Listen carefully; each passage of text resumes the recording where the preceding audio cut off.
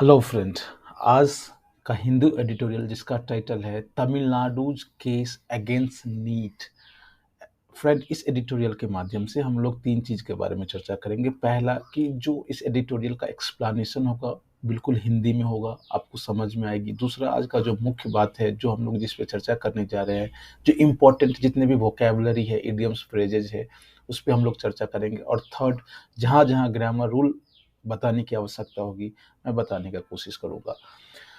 चलिए स्टार्ट करते हैं। The odds are against Tamil Nadu, but it is time to ask whether the test has met its objective. Friend, इस title को यदि हम देखते हैं तो अभी मैं थोड़ा बैकग्राउंड बता दूं। तमिलनाडु का जो विधानसभा है, जो लेजिस्लेटिव असेंबली है, उन्होंने एक बिल पास किया है जो नीट एग्जाम होता है, national eligibility cum entrance test, जो कि मेडिकल में जब आप एडमिशन लेते हैं तो उसके लिए देना पड़ता है वो एग्ज़ाम। उसके खिलाफ मतलब वो चाहते हैं जो इसके स्टूडेंट इस एग्ज़ाम को ना दे, और वो उसका वो एग्जाम्शन चाहते हैं, राइट। तो इस पर बेस्ड ये आज का आर्टिकल है। फ्रेंड, यदि आप नए हैं तो इस चैनल को सब्सक्राइब कीजिएगा, शेयर लाइक कीजिएगा। इस चैनल पे आपको मिलता है एडिटोरियल का एनालिसिस, उसके बाद जस्ट तुरंत बाद हम लोग एक इम्पॉर्टेंट वोकेबलरी का भी वीडियो अपलोड करेंगे, तो आप जरूर दोनों देखिएगा। ये कह रहा है the odds are against Tamil Nadu. ये इसका मतलब यहाँ कठिनाइयाँ हो गई फ्रेंड। तो ये कह रहा है जो उन्होंने जो बिल पास किया है वो इतना इजी नहीं है, राइट। कानून बनना इतना इजी है नहीं। तो ये जो कठिनाइयाँ हैं वो तमिलनाडु असेंबली के अगेंस्ट है, बट लेकिन it is time to ask, ये एक समय है पूछने का अपने आप से, या यूं कह ले जो ये एक समय है जो जानने का कि whether the test has mets its objective. अब ये टेस्ट जो है किसके लिए, ये नीट के लिए आ रहा है फ्रेंड। जो ये कह रहा है जो ये समय आ गया है ये पता करने का कि जो जिस ऑब्जेक्टिव के लिए, जिस मोटो के लिए जो टेस्ट कंडक्ट करवाया जा रहा है, क्या वो अपने आप में उसको अचीव कर पाता है, right. The bill passed by the Tamil Nadu Assembly to exempt aspirants for its undergraduate medical courses from the national eligibility cum entrance test is no magic wand that will dramatically alter the status quo. Friend, इस sentence में मैं तीन चार word पे discuss करूंगा, आप ध्यान से सुनिएगा। मैजिक वैंड मतलब क्या होता है, जैसे कि हिंदी में हम लोग बोलते हैं जादुई कछरी, राइट। तो इसका इस सेंस में यहाँ यूज हो रहा है कि आप फटाफट कोई सॉल्यूशन निकाल देते हैं, राइट। तो इस सेंस में हम कहते हैं ये जादू की छरी थोड़े ना है, like that we speak, right. So in English as well we speak कि हम magic wand to find the quick solution के लिए हम इस शब्द का यूज करते हैं। This is the first thing. Second, जो स्टेटस को, इसका मतलब क्या होता है कि जिस पोजीशन में कोई चीज था उसी पोजीशन में रहे तो उसको हम स्टेटस को कहते हैं, उसी पोजीशन में बरकरार रहे, राइट। और तीसरा जो इंपॉर्टेंट है, ऑल्टर। ऑल्टर मतलब चेंज करना। तो ये इस सेंटेंस का यहाँ मीनिंग ये है, जो बिल पास जो तमिलनाडु असेंबली के द्वारा हुआ है, और ये बिल का पर्पस क्या था, टू एग्जेम्प्ट एस्पिरेंट्स। वो अब जितने भी एस्पिरेंट्स हैं, जितने भी छात्र जो तैयारी मतलब जो डॉक्टर बनना चाहते हैं, उसको एग्जेम्प्ट किया जाए। किस चीज़ के लिए, for its under graduate medical course. जो नीट का जो अंडर ग्रेजुएट मेडिकल कोर्स होता है नीट का, उससे उसको एग्जेम्प्ट किया जाए। और ये जो पास किया है bill is no magic wand, ये कोई जादू की छड़ी नहीं है, that will dramatically alter the status को। ऐसा नहीं कि बिल पास कर दी और नीट का जितना भी प्रावधान है वो चेंज कर दिया तमिलनाडु में। तो ये कह रहा है जो ऐसा कुछ होने वाला है नहीं। There seems no there seems to be no tangible basis for the hope and optimism behind its intent to deliver its rural and urban poor from what it perceives to be an equitable admission system that favors the rich and the elite. Friend, it's a very important जो इसमें structure आप देखिएगा। सबसे पहले मैं कुछ important words इस sentence में डिस्कस कर दूं। ये एक तो टेंजिबल है, राइट। टेंजिबल मीन्स क्या होता है कि जो स्पष्ट और क्लियर हो, बिल्कुल, राइट, उसको हम टेंजिबल कहते हैं। होप आप जानते ही हैं, ऑप्टिमिज्म जो वही होता है आशावादी। और इंटेंट मतलब आपका क्या मंशा है, राइट। इंटेंट यहाँ मतलब हो गया मंशा। फिर हम एलीट, एलिट, रिच और एलिट में क्या डिफरेंसेस है फ्रेंड? रिच मतलब रिच, जिसके पास ज्यादा धन हो उसको हम रिच कह सकते हैं, लेकिन एलिट क्लास जो होता है, he is considered important due to their power, money and intellects, right? elite class जो होता है वो अपने पावर के लिए, अपने पैसे के लिए और अपने बुद्धि के लिए, बुद्धिमत्ता के लिए जाना जाता है। तो देयर इज डिफरेंस, आप एलिट और रिच को अलग अलग कर सकते हैं। तो इस सेंटेंस में हम लोग यहाँ से देखते हैं, ये कह रहा है there seems to be no tangible basis for the hope and optimism. ये जो स्पष्ट रूप से जो जिस आस ये कह रहा है जो कोई क्लियर बेसिस है नहीं, राइट? किस लिए? For hope and optimism behind its intent to deliver. ये जो तमिलनाडु का जो गवर्नमेंट उन्होंने ये बिल पास करवाया है, इसका जो इंटेंट क्या था फ्रेंड? कि ये इंटेंट ये था, जो जितने भी रूरल और अर्बन पुअर हैं, वो उस एडमिशन जो इनइक्विटेबल एडमिशन है, ये एक्चुअली बिल पास लाया गया क्यों है? क्योंकि जनरली रिच और एलिट क्लास के लोग होते हैं या उसके जो बच्चे होते हैं, वही उसी का ज्यादा एडमिशन होता है, वो पैसे दे के करवा सकते हैं।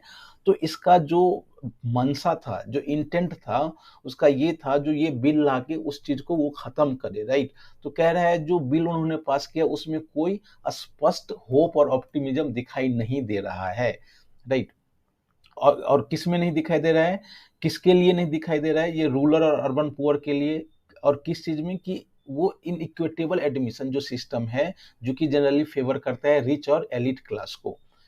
It hopes to receive presidential assents, even though similar bills passed by its while AI, AIADMK regime that had been denied in favor in 2017। कह रहा है फ्रेंड कि इट होप्स, ये आशा रखता है किस चीज के लिए? टू रिसीव, क्या रिसीव करने के लिए? जो राष्ट्रपति का एसेंट मतलब होता है स्वीकृति, ऐसा आशा रखता है, राइट? इवन दो इसके, जबकि सिमिलर बिल, सिमिलर मतलब जो उन्होंने अभी ये जो पार्टी है तमिलनाडु में, ये है डीएमके, राइट? और इससे पहले इट्स ट्वेल्व मतलब इससे पहले, राइट?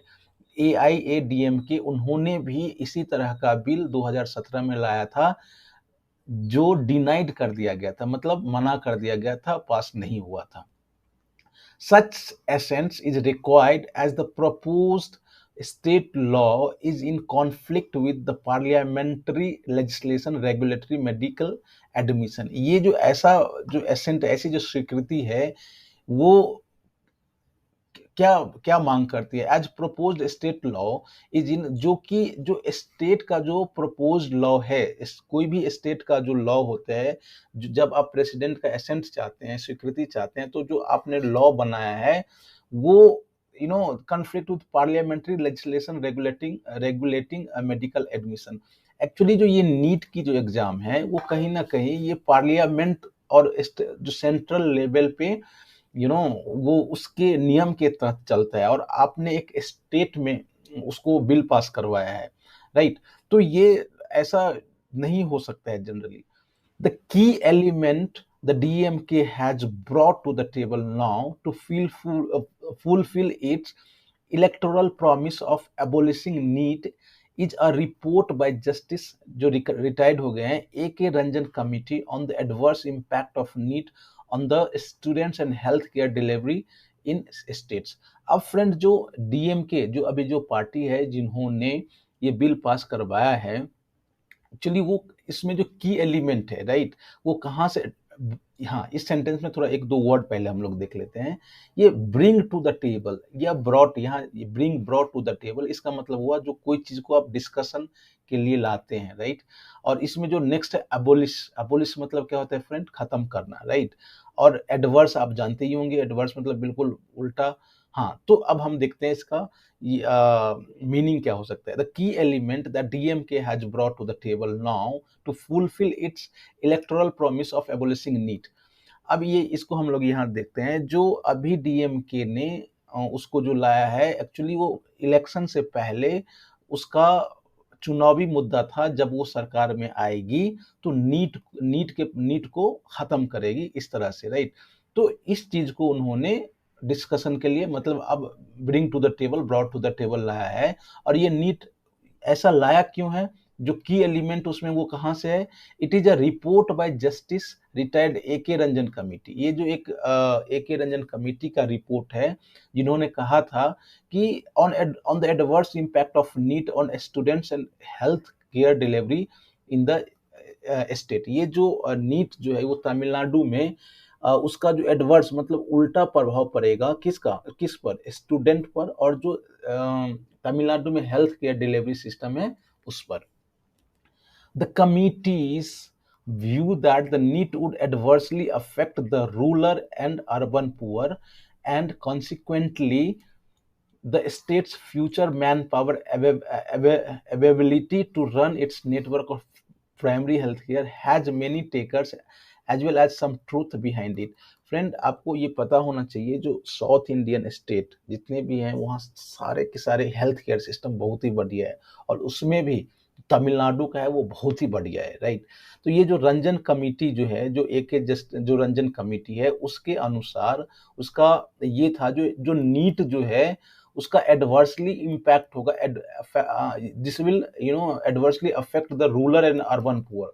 जितने भी जो नीट सिस्टम है वो जो रूरल और अर्बन पुअर है उसको एडवर्सली अफेक्ट करेगा, और परिणामतः कंसिक्वेंटली क्या होगा कि state's future man power availability to run its network of primary health centre. और उसके बाद जैसे ही जो स्टेट में बहुत ही बढ़िया उसका प्राइमरी हेल्थ केयर सिस्टम है, तो उसको चलाने के लिए मैन पावर पे उसका प्रभाव पड़ सकता है। Has many takers as well as some truth behind it. Takers means होता है फ्रेंड की जैसे कि अब मैं एक ड्रग टेकर्स, राइट। तो कहने का मतलब है जो वहाँ जो तमिलनाडु में है, ऑफकोर्स वहाँ का जो प्राइमरी हेल्थ सेंटर है बहुत ही बढ़िया है, राइट। तो कह रहा है जो उसका इम्पैक्ट वहाँ पड़ेगा, और ये सत्य है, उसके पीछे कुछ सत्य बात भी है, राइट, सही बात भी है।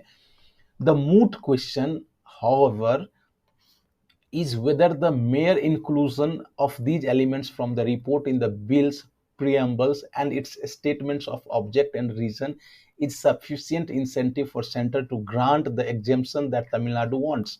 फ्रेंड, ये कह रहा है, जो मूट मतलब होता है जो इंपॉर्टेंट या जो डिस्कस लाइक हो, तो कह रहा है जो जितनी भी बातें हम लोगों ने अभी तक किया है उसमें जो मूट क्वेश्चन, जो इंपॉर्टेंट चीज ये है कि जो mayor inclusion of these elements from the report, जो ऊपर में जितने भी ए के रंजन जस्टिस कमिटी है उससे जो जितना भी एलिमेंट है उसको उन्होंने बिल के प्रियम्बल में इंक्लूड किया है, और सारा चीज कहीं ना कहीं उसका जो स्टेटमेंट ऑफ ऑब्जेक्ट्स और रीजन है वहीं से लिया गया है। तो ये कह रहा है क्या ये सफिशियंट इंसेंटिव मतलब होता है इंकरेजमेंट और प्रोत्साहन देना, क्या ये सफिशियंट है सेंटर के लिए जो उसको तमिलनाडु को एग्जेम्प्ट कर दे, जो तमिलनाडु चाहता है, राइट। इसका मीनिंग ये होगा फ्रेंड। फ्रेंड, मैं आपको यहाँ बता दूं, if you are new to this channel please subscribe it, like share and comment. Friend, यदि आप इंग्लिश वाकई में सीखना चाहते हैं तो ये एक रिकमेंडेशन है कि आप वीडियो को पूरा देखिएगा। साथ ही साथ चैनल के डिस्क्रिप्शन बॉक्स में टेलीग्राम चैनल का ग्रुप दे दिया गया, का लिंक दे दिया गया, वहाँ जाके आप ज्वाइन कीजिए। आपको इंग्लिश से रिलेटेड बहुत सारे words, common error, grammar rules आपको वहाँ दिया जाएगा, तो आप जरूर ज्वाइन कीजिएगा friend. Next, NEET has been crystallized. NEET has been crystallized as the only means of gaining admission to medical institutions, including private colleges, after the Supreme Court's categorical view that such a test alone could help maintain a standard। Friend, ये जो NEET की जो व्यवस्था है, जो NEET exam है, crystallise मतलब होता है कि बिल्कुल सॉलिड हो जाना, राइट, और बिल्कुल स्पष्ट, स्पष्ट इन द सेंस कि सिर्फ और सिर्फ उसी चीज से आप कोई चीज करते हैं। तो यहाँ कह रहा है जो नीट एग्जाम है वो बिल्कुल क्रिस्टलाइज्ड हो गया है। किस चीज के लिए? ओनली मीन्स वो एक ही तरीका है, नीट ही तरीका है to gain admission in any medical college. यदि आप मेडिकल कॉलेज में, मेडिकल इंस्टीट्यूशन में आप पढ़ना चाहते हैं तो you have to appear in that exam, including private college. यहाँ सर गवर्नमेंट और प्राइवेट की बात ही नहीं है, दोनों में एडमिशन लेने के लिए आपको नीट एग्जाम करना ही होगा। After the supreme courts categorical view that such a test alone could help maintain standard। क्योंकि ये जो सुप्रीम कोर्ट है उनका विशेष रूप से उन्होंने ये कहा था कि ऐसा टेस्ट जो है वो डॉक्टर की पढ़ाई के स्टैंडर्ड को ही मेंटेन कर सकता है, राइट। तो इसलिए अब नीट तो बहुत ज़्यादा जरूरी हो गया है, क्योंकि ये सुप्रीम कोर्ट का व्यू है, वो भी कैटेगोरिकल व्यू है, right. It will be quite difficult for the union government to grant relief to one state alone in the face of this strong and inflexible judicial opinion. अब ये कह रहा है फ्रेंड, यहाँ inflexible मीन्स क्या होता है, जो ढुलमुल नहीं हो, जो बिल्कुल फिक्स्ड हो, राइट। तो ये कह रहा है जो it would be quite difficult, किसके लिए, यूनियन गवर्नमेंट के लिए ये बहुत ही ज्यादा मुश्किल होगा कि छूट दे, to grant relieve to one state alone, सिर्फ एक स्टेट को छूट दे दे, in the face of the strong and inflexible judicial opinion, ऐसे करे ओपिनियन जो सुप्रीम कोर्ट का है उसके बाद भी यूनियन गवर्नमेंट को छूट देना एक स्टेट को बहुत मुश्किल होगी। However what is the possible for the rest of the country not to dismiss anti-NEET narratives in Tamil Nadu as a product of Tamil exclusivism। अब ये कह रहे हैं फ्रेंड, अब जो however यदि what is the possible for the rest of the country not to dismiss the anti-NEET narratives in Tamil Nadu as a product of Tamil exclusivism। और ये कह रहे हैं जो अब क्या संभव है, और जितने भी तमिलनाडु को छोड़ के जितने भी स्टेट्स है या जितने भी जगह है, वहां not to dismiss anti NEET narratives, ये तमिलनाडु में जो एंटी नीट नैरेटिव्स है उसको डिसमिस ना करे as a product of Tamil exclusivism. इसका मतलब ये नहीं जो तमिल को एक्सक्लूसिज्म मतलब बिल्कुल बाहर कर देना, तो इस नैरेटिव्स को डिसमिस ना करे, उसको रहने दो, देन इट मे बी तो possible, rather there is a case of examine it dispassionately। हाँ, यदि आप उसको, ये जो नीट से हटना चाह रहा है, इसका मतलब ये नहीं है जो वो कुछ गलत कर रहा है या कुछ, इसको एग्जामिन करने की जरूरत है कुछ अलग दृष्टिकोण से, जो वहाँ का जो ग्राउंड रियलिटी है उसके सेंस में आपको उसको एग्जामिन करना है। This is what this article says. The state has invested heavily in medical education infrastructure and aim to afford easy access to all section।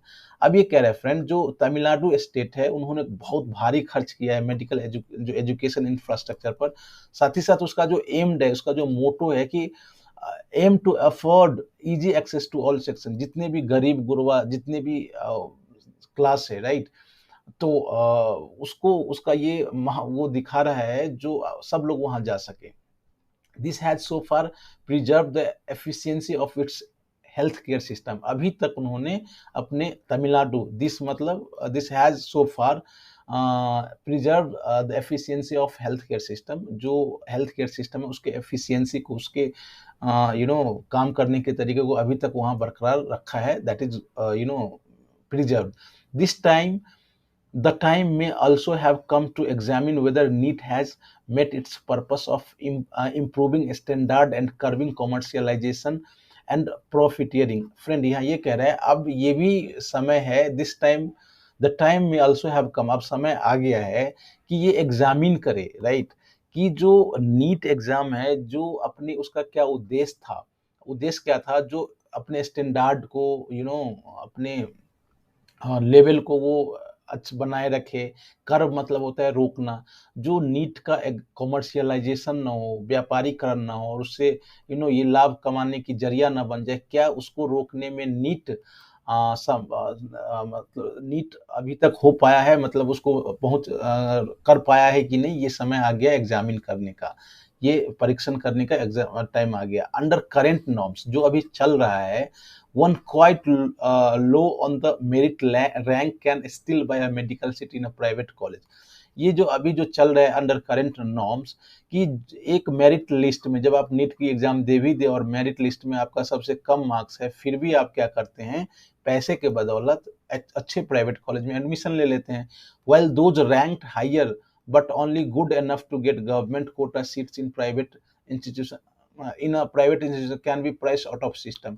अब ये कह रहे हैं फ्रेंड कि while those ranked higher, और वैसे एस्पिरेंट्स जो जिसका रैंक अच्छा है but only good enough to get government quota seats in a private institution, अब जो सिर्फ जो है वो only good enough to get जो गवर्नमेंट कोटा सीट जो प्राइवेट इंस्टीट्यूशन में सिर्फ वहाँ उसको वो मिलता है, can be price out of system, ये बिल्कुल सिस्टम से प्राइस आउट हो सकता है friend, right. The centre should the center should do something other than consider an exemption to Tamil Nadu.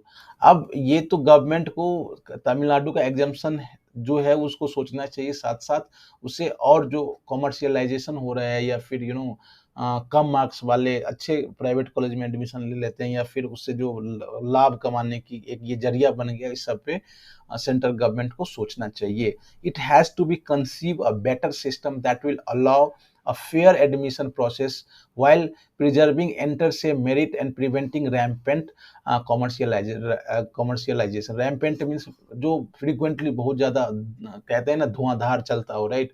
तो it has to be conceive मतलब एक नया आइडिया और विचार लाना, किसके लिए, बेटर सिस्टम के लिए, जो कि that will allow a fair admission process. ये एक जस्टिस के तहत ये मतलब फेयर मतलब कोई वहाँ धांधली ना हो, बिना धांधली के एडमिशन प्रोसेस हो, while preserving इंटर से मेरिट। इंटर से मतलब होता है फ्रेंड इन बिटवीन और अमंग देम सेल्फ।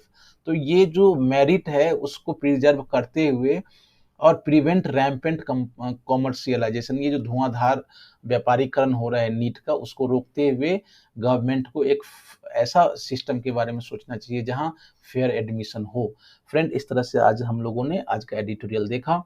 मैं आशा रखता हूं कि दिस एडिटोरियल और this lecture adds value to your education, so please आप उसको if you are new to this और आप फर्स्ट टाइम देख रहे हैं तो उसको सब्सक्राइब जरूर कीजिएगा, और कई सारे लोग देख रहे हैं तो उसको लाइक कीजिएगा, कमेंट कीजिएगा। फ्रेंड, आपके एक लाइक से हमें भी प्रोत्साहन मिलता है और आपको भी अच्छा लगता होगा। यदि आपको अच्छा लगता है तब, यदि आप कुछ सुधार चाहते हैं तो मैं आपको कहता हूँ कमेंट में जरूर लिखें जो और आप क्या चाहते हैं व्हाट, क्योंकि आपके कमेंट से ही मेरा प्रोग्रेस हो सकता है कि मैं कैसे आपको एजुकेशन डिलीवर कर रहा हूँ, राइट। तो ये बहुत ज़्यादा जरूरी है क्योंकि I want myself to be examined by the students, right. तो ये बहुत ही ज़्यादा जरूरी है आपके लिए भी और इस चैनल के लिए भी।